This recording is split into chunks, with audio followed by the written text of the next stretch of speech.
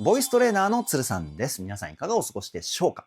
今回の動画はですね、リクエストにお答えします。SnowMan2 ミュージックビデオ。こちらを見て歌声分析をしていきたいと思います。つるさんのラポネボーカルルーム。さあ12月始まってからですね、SnowManについてもっともっと詳しくなりたいということでですね、スノタンの皆様におすすめの一曲リクエストをコメントにていただきました。その中で前回のゆえんと並ぶぐらいリクエストが多かったのが今回歌声分析をする2、こちらなんじゃないでしょうか。SnowManの目黒さんと渡辺さんのデュエットソングになっております。で、歌声分析したんですけれども、もう感動しすぎて、歌声分析しながらね、ちょっと涙する部分もありました。それぐらいですね、お二人の表現力だったり、歌声の素晴らしさ、こちらが際立った楽曲なんじゃないかなというふうに思います。そういった部分をどこよりも丁寧に細かくをテーマに歌声分析しておりますので、最後までお付き合いよろしくお願いします。つるさんのラポネボーカルルーム、こちらのチャンネルは、私、つるさんが大好きなラポネ所属アーティストと現在つるさんが気になっているアーティストの魅力をボイストレーナー目線で伝えるリアクション動画と歌声分析動画をメインで公開しているチャンネルです。今の話を聞いて気になった方はチャンネル登録、高評価よろしくお願いします。そして最近ですね、少しでも動画の音質を上げたくてですね、マイクを購入しました。実は見えにくいんですけど、ここにある丸いやつ、これマイクなんですよね。で、今日から僕の喋ってる声だったり、歌声分析中の音声の音質が変わってると思うんですよ。もしこちらについて気づいた点がありましたら、そちらもぜひコメントで教えていただけたらなというふうに思います。音質良くなってればいいんですけどね。さあ、それでは早速、SnowMan2 歌声分析、GO!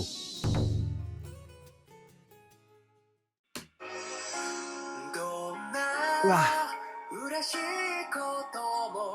やっぱり目黒さんの声めちゃくちゃいい声ですよね。口のですね、奥がよく開いた開放感のある歌声っていうかね、そして声の響きのバランスなんですけど、歌を歌う上で代表的な声を響かせるポイント3つあります。胸の中の胸腔共鳴、口の中の口腔共鳴、鼻の中の鼻腔共鳴。この3つの響きをですね、どういう風にブレンドするかによって、声質のおおよそっていうのが決まってくるんですけど、目黒さんはですね、胸の中の空間、胸腔共鳴、ここがメインなんですよね。で、ここを響かせるとどういう歌声になるか。声がですね、太くてたくましくてかっこいい雰囲気になります。その声をですね、口の奥の空間を広げることによって、響きがこう、ふわっとね、外の空気にこうどんどん広がっているような雰囲気が出てきて、なおかつ少しだけ鼻の中の空間、鼻腔共鳴に声を入れてるんですよね。で、鼻の中の空間っていうのは声質をきれいにしたり、わかりやすく言うと声がですね、艶っぽくなるんですよね。キラキラした成分が出てくるというか。目黒さんはですね、その鼻の使い方で声に美しい成分をですね、プラスした歌声に仕上げています。もう一回聞いてみましょう。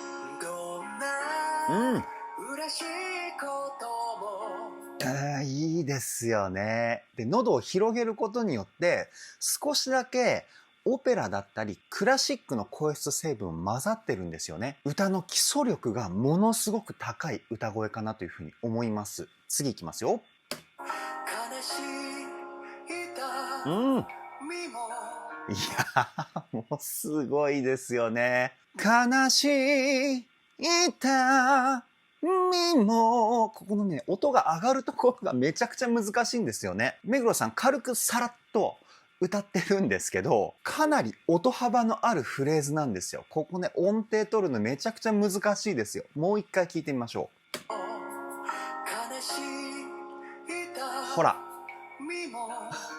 いや、これはすごいですね。で、子音が全体的に強めですよね。特に最初の悲しい、ここですよね。K の子音がですね、強めに出ています。で、子音が強く出ると音楽上アクセントと言われる強い音に変わるんですよね。強い音が生まれてくると今度は弱い音も生まれてくるわけです。この強弱がですね、フレーズ全体の躍動感、ここにつながってくるんですよね。次いきますよ。分け合って歩いてきた僕ら。これは手話ですかね。ドラマサイレント思い出しますよね。すごく感動的なドラマだったと思うんですけど、で、今のポイントはですね、曲の雰囲気にぴったり合うようにですね、声に息の音を混ぜたテクニック、ウィスパーボイス、これが使われていますね。声を出す感覚としては、ため息を吐きながら歌うような感覚。これが一番言葉で伝えるには分かりやすい表現だと思うんですけど、目黒さんの優しいウィスパーボイス、もう一回聞いてみましょう。分け合って歩いてきた僕ら。分け合って歩いてきた。こんな感じのウィスパーボイスの使い方だったかなというふうに思います。で、ここでのポイントはですね、地声の声量をあえて下げるんですよね。で、ウィスパーボイスって息の音が混ざってるから、このサラサラって音を強調すればいいのかなっていうふうに思って歌っちゃう人結構いるんですけど、逆なんです。息の音は変えずに地声の音量を下げるとですね、優しい心地いい雰囲気のウィスパーボイスになるんですよね。目黒さん、ここではそのテクニック使ってます。あとまた子音ですよね。最初の分け合っての和、ここを分けっていう風に歌ってますよね。和っていう言葉をローマ字表記すると WA じゃないですか。W の発音っていうのは言葉を発音する前にちっちゃいうを入れます。なので目黒さん、ここのねフレーズの頭の言葉、子音を強調するためにしっかりと分けっていう風に歌ってるんですよね。細かいところまですごい考えて歌ってますよ。次いきますね。言葉さえいらなくてめちゃくちゃ綺麗な裏声でしたよね、今。いらなくて。こんな感じかな？ここでも目黒さんはですね、喉の奥の空間を広げて裏声を出しているんですけど、ここでまた一つテクニックが入ってきます。頭部共鳴と言われる頭を響かせるタイプの歌声を使ってるんですよ。頭を響かせる声の成分が歌声に混ざってくると、声質がですね、すごく研ぎ澄まされたような美しさを感じる歌声になってくるんですよね。もう一回聞いてみましょう。言葉さえいらなくて。で、しっかり鼻の響きも使ってるんで、声に艶っぽさも乗ってるしね。前半のウィスパーボイスから後半の頭部共鳴の美しさ。この移り変わりが最高にたまらないですよね。次いきますよ。うわっ。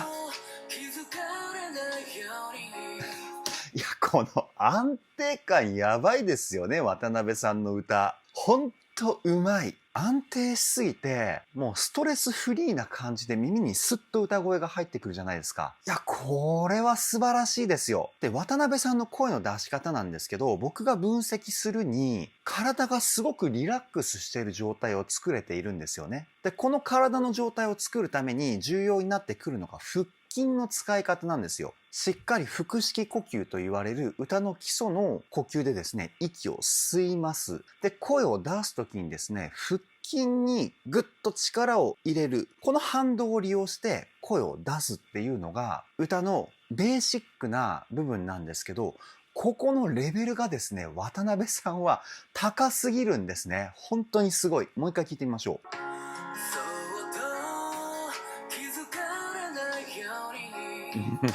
いや、たまらないですね。で、声の成分的にはですね、渡辺さんも胸腔共鳴がメインになってるんですけど、鼻に入れる声の量が目黒さんよりも多い感じですね。あと、渡辺さん特有の癖なんだと思うんですけど、フレーズ全体をですね、しゃくりっていうテクニックを使っています。目的の音にですね、到達する前に少し低めの音からグイッという風にこうしゃくり上げる感じで音程を取るテクニックなんですけど、これがね、めちゃくちゃかっこいいんですよね。そーっとみたいな。ゆっくりやると、こういう感じでですね、音程を取るんです。普通に歌うと、そーっとみたいな。感じになるんですけど、もう一回しゃくりを入れてみると、そーっとみたいなニュアンスが違いますよね。しゃくりを入れた方が、渡辺さんの色っぽい感じだったり、セクシーな部分がすごく際立ってくると思うんですよね。いや、この声質で、しゃくりを使うっていうのはたまらなくかっこいいですよね。次いきますよ。うわいや、いいですね。で、声を出す方向のイメージなんですけど、こちらを後ろに引く感じで歌っているかな？声っていうのは、前方向に飛ばすイメージで出すと、声の雰囲気が強くなって、後ろに引く感じで声を出すと、声が柔らかくなるんですよね。で、おそらく渡辺さんは声を出す感覚としては強い声を出して歌っているんですけど、声を出す方向を後ろ方向にすることによって、声自体はめちゃくちゃかっこいいけど柔らかい声も表現。ここにつなげてるんじゃないかなっていうふうに思うんですよね。もう一回聞いてみましょう。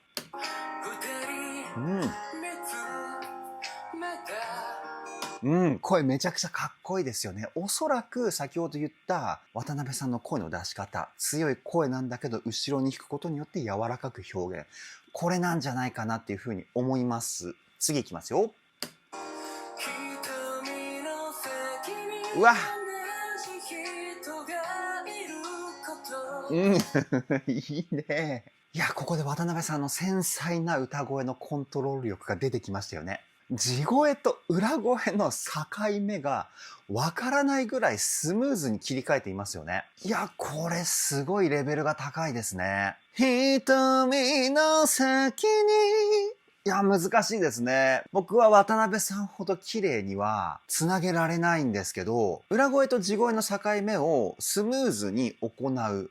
これどうやればいいかっていうと、地声の方向とですね、裏声の声の方向、これを全く一緒のところに整えてあげるんです。そうすることによって、地声と裏声の切り替えスムーズにいくようになるんですけど、渡辺さんはですね、そのテクニックが半端なく素晴らしいですね。もう一回聞いてみましょう。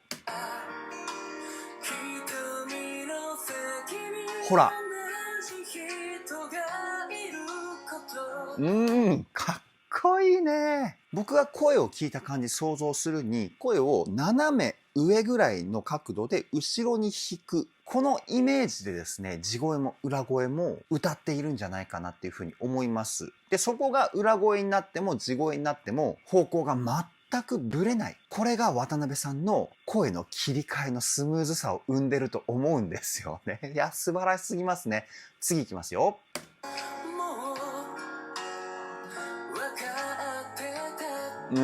かっこいい。いや、最後のフレーズすごく優しいタッチでしたよね。どことなく物悲しい雰囲気がするというかね。もう一回聞いてみましょ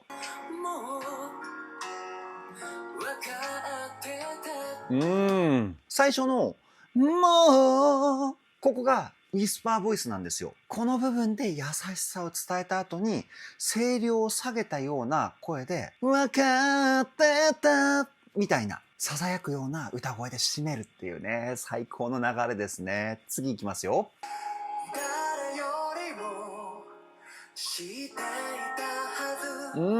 ず。ストレートな声ですよね。言葉一つ一つをはっきりと発音していますよね、目黒さん。だから歌詞がですね、すごく聞き取りやすいんですよ。歌詞が聞き取りやすいっていうことは、聞いてる側のですね、歌声だったり曲を聴いた時のイメージが膨らんでくるんですよね。で、フレーズの語尾以外にですね、癖が全く入っていないストレートな歌声なんですよ。これもあって、すごく目黒さんが歌ってる感情が伝わってくるポイントというかね、素晴らしい。もう一回聞いてみましょう。ほら。で、知っていたはずの部分で軽くウィスパーボイスを使うことによって切なさが出てるんですよね。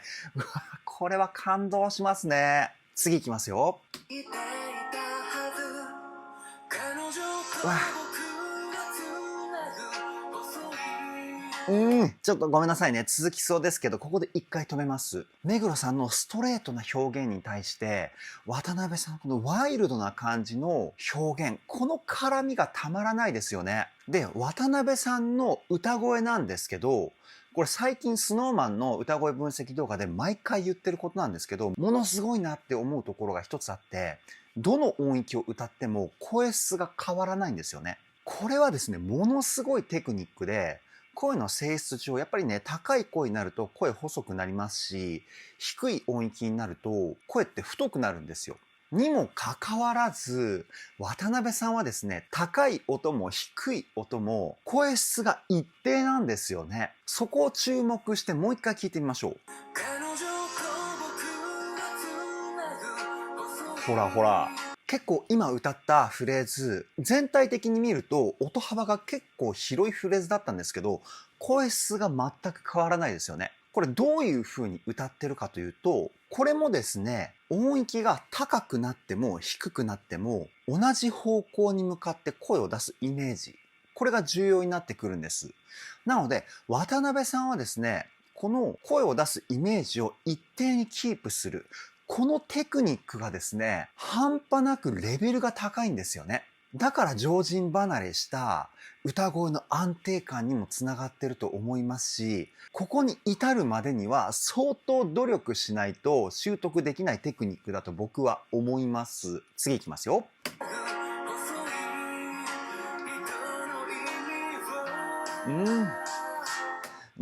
意味をのこのを。ここもしっかりと W の発音を入れてますよね。言葉のおの発音って少し特殊で2つあるじゃないですか。あいうえおのおと和おんのお。で、あ行のおの方は普通にお、これでいいんですけど、和音のおの方はローマ字表記するときに W をこれでおっていう風になりますよね。W がついているっていうことは先ほどの和、これと一緒でですね、最初にちっちゃいうを入れてあげる。これが発音として正解なんですよね。ただこれをやっているボーカリストって僕が今まで聞いてきた中では結構少ないと思っていて、だから先ほどの目黒さんと同じようにですね、渡辺さんもめちゃくちゃ細かいところまで考えて歌を作り込んでますよね。もう一回聞いてみましょう。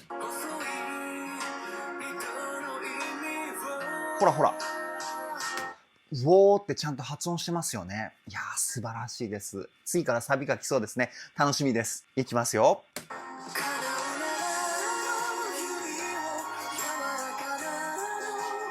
うわー。いや、一気に全身に鳥肌が立つぐらいの感動がありました、今。ちょっと涙目です。やっぱり目黒さんが歌う時の表現力がすごいですよね。目の前に感情を伝えたい相手をイメージして歌ってるんですよね。今の映像を見てもわかると思うんですけど、このイメージ力がですね、具現化されて歌声に乗って感情が伝わる。ここにつながってるんだというふうに僕は思うんですよね。いやー、素晴らしい。もう一回聞いてみましょう。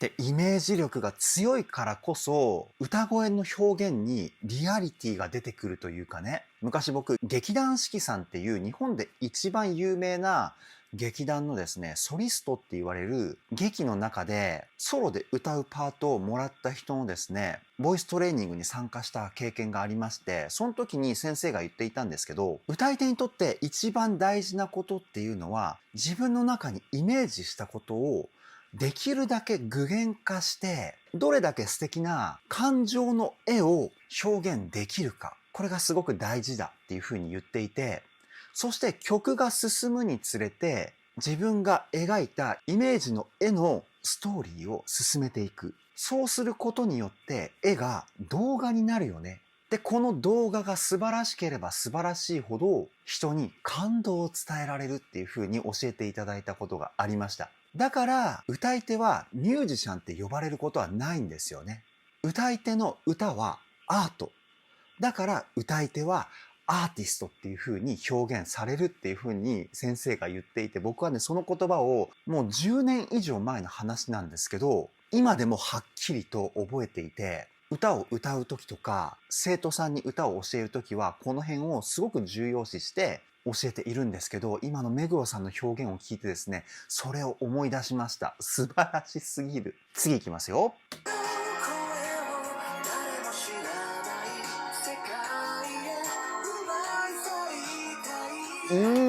で、声の使い方もやっぱり A メロ B メロと違いますよね。全体的にこう優しいというかね。ここで使ってる声がですね、裏声成分の多いミックスボイスっていう声だというふうに思います。ミックスボイスっていうのは地声と裏声の中間の声っていうふうに言われていて、すごく難しいテクニックなんですけど、目黒さんそのテクニック使ってますね。もう一回聞いてみましょう。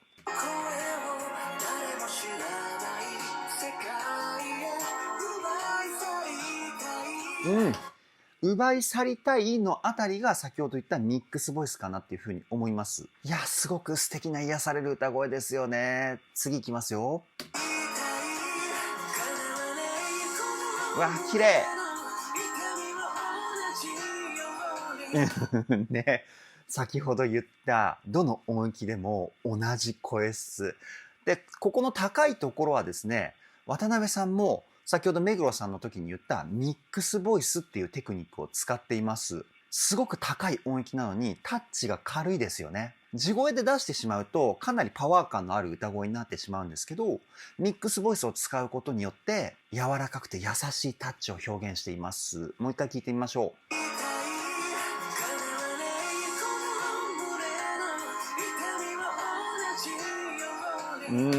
最高ですね。僕はもうこの音域だとミックスボイスを使ったとしても多少パワー感が乗ってしまうんですよね。だから渡辺さんみたいなこうすごくソフトなタッチで高音を歌える技術を持ってる人ってすごく羨ましいです。次いきますよ。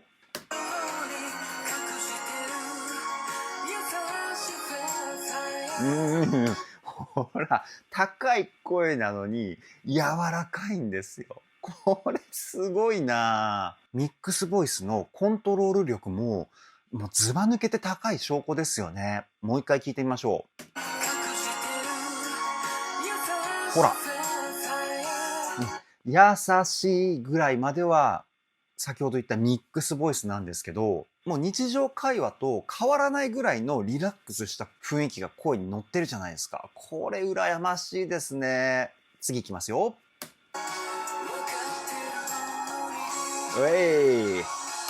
うっすら今のところハモリ入ってますよね。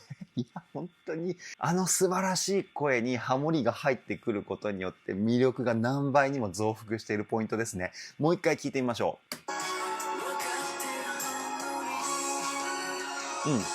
上ハモリ入ってますよね、やっぱり。うっすらですけどね。だからよく聞かないと、ハモリパート聞き取れないぐらいの音量なんじゃないかな。でもこのさりげなくハモってる雰囲気がね、たまらなくかっこいいですよね。次いきますよ。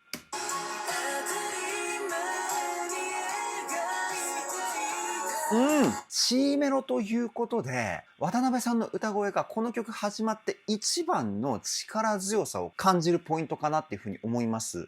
で、ここでどういうふうに歌い方を切り替えているかというと、先ほどまでは後ろに弾くイメージが強かった歌声をちょっとだけ前に抜けたんですよね。斜め45度ぐらいかな、上かな、そのぐらいの感覚だと思うんですけど、ただ声の方向を変えただけで発声方法の基本的な部分は変わっていないんですよ。もう一回聞いてみましょう。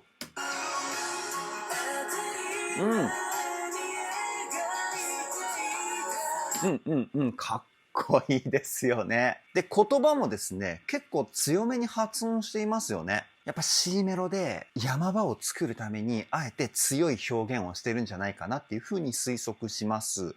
次いきますよ。ほら。やっぱり言葉強いですよね。で、今のところ音域が下がって、ちょっと声のパワー感も抑えめになったんですけど、子音の強さは継続して、はっきり強く発音しているので、力強い雰囲気はキープされたままっていう感じですよね。もう一回聞いてみましょう。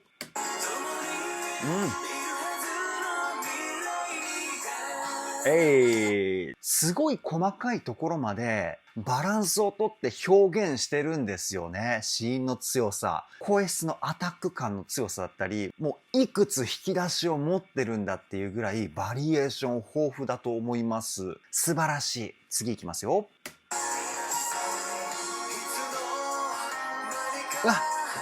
この語尾のこの息を吐き捨てるような音、ここめちゃくちゃかっこいいじゃないですか。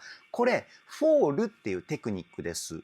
フレーズの語尾を投げ捨てるように音程下げるんですよね。いつの間にかみたいな。めちゃくちゃセクシーでかっこいいですよね。もう一回聞いてみましょう。ほら、この音がね、めちゃくちゃいいですよね。次いきますよ。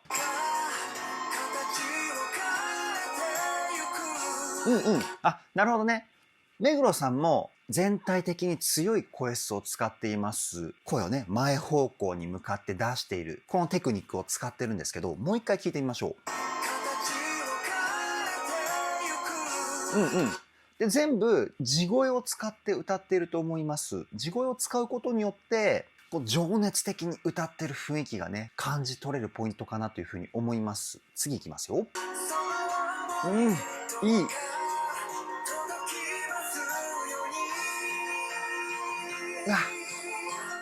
いやー、最後のロングトーンが素晴らしいですね。全くブレることなく、ピーンとまっすぐ伸ばしている、このキープ力、しっかり腹筋を使って声を支えている証拠だと思うんですけど、で、このロングトーンに至るまでの歌声の力強さ、ここも素晴らしいですよね。もう一回聞いてみましょう。ほら。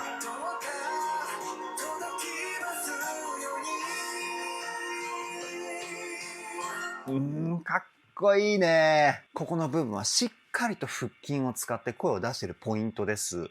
全体的に腹筋を使って出しているんですけど、他のポイントに比べて腹筋に入る力の量が多いポイントっていうかね、そういう意味で取り上げて説明しています。いや、本当に基礎力が高いですね。次いきますよ。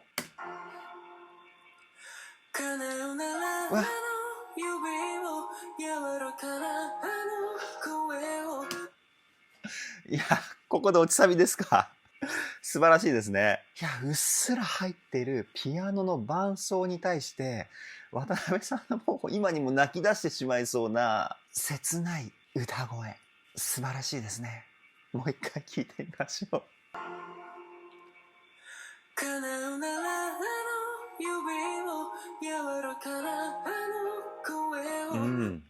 ここで何人の方が感動して涙をしたのでしょうか。いや、本当にね、SnowMan のバラード曲って一瞬にして涙が出る魅力ありますよね。なんか多くの感動曲っていうのはじわじわこう感極まってきて感動して涙をするみたいな曲が多いと思うんですけど、僕が SnowMan の曲で今回の TO 以外に感動して泣いたのは確か僕という名のドラマだったかな。もう本当にね、一瞬にして涙がじわっと出てくるんですよね。こういった曲に僕は今まで出会ったことがなかったので、SnowMan の歌声の声に宿る感情だったり、イメージ力っていうのがすごく伝わってくるんだっていうことだと思います。人間味あふれる個性満載の歌声っていうかね。いやー、素晴らしいですね。次いきますよ。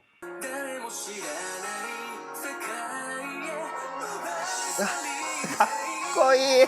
この盛り上がりたまらないですね。奪い去りたいのところで下ハモリが入ってるんですよね。で、ハモリの美しさだったら僕は断然メインメロディーに対して上ハモリだと思うんですけど、ハモリを入れたパートでパワー感を伝えたいんだったら僕はね、断然下ハモリがいいんじゃないかなっていうふうに思っていて、まさに最高のタイミングで下ハモリが入ってるポイントかなっていうふうに思います。もう一回聞いてみましょう。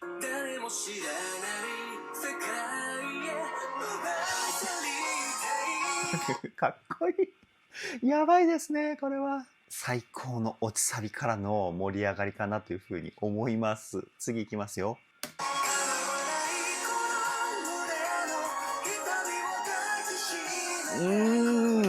ここでまたね、繊細な目黒さんの歌声がやってくるんですね。渡辺さんの歌い方が情熱的だったのに対して、目黒さんの歌声がね、こう、そっと語りかけるような雰囲気。この声の表現のギャップもたまらないですよね。もう一回聞いてみましょう。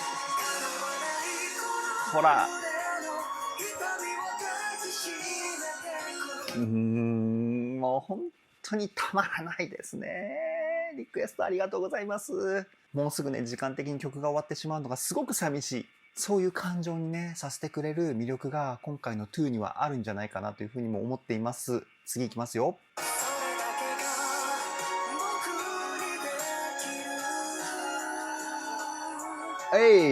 やっぱりね、ロングトーン素晴らしいですね、目黒さん。で、ここも先ほど言った、そっと語りかけるような雰囲気が継続されていて、優しさを感じますよね。もう一回聞いてみましょう。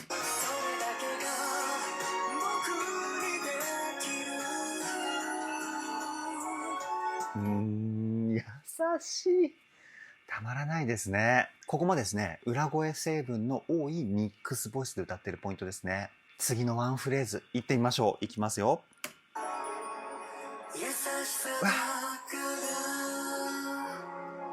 いや、ユニゾンなんですね、最後。最高の締めのフレーズなんじゃないでしょうか。もう一回聞いてみましょ